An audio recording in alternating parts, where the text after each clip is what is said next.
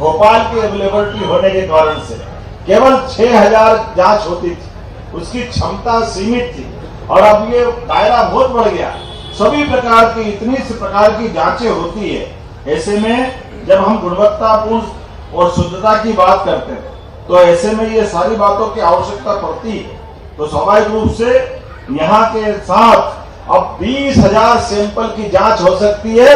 जोरदार अभिनंदन करें। 20,000 जहाँ 6,000 उससे बढ़कर के 20,000। और इसमें भी ये 5 मंजिला लेबोरेटरी जो 3,700 वर्ग फीट में बना है और इसमें 8 करोड़ की लागत और प्रयोगशाला, ऐसा वास्तव में ये हमारे सबके लिए जीवन की सुरक्षा की गारंटी, जिसके माध्यम से सभी प्रकार की औषधि और खाद्य सामग्री का परीक्षण होकर के ये हमारी अपनी न केवल भोपाल की मदद करेगा बल्कि पूरे मालवा अंचल में यहाँ के बाद अपना क्रम चालू होगा।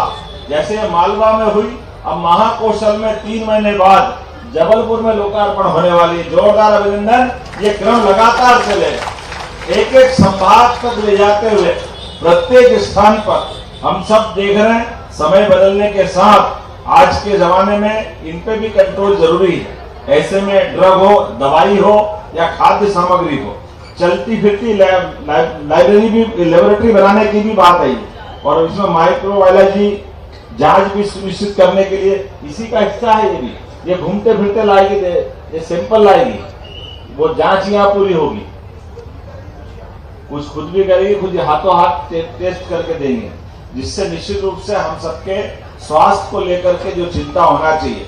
एक बार यशस्वी प्रधानमंत्री का जोरदार अभिनंदन करें, श्रीमान नरेंद्र मोदी जी, जिनके माध्यम से पूरे देश के कितने मोर्चों पे काम हो रहा है, कैसे कैसे हो रहा है। अब बताओ, 1956 में मध्य प्रदेश बना और ये संभाग स्तर पर जांच होना चाहिए। इन सारी बातों को आग्रह करने के लिए संभाग के बाद जिले तक जाएंगे।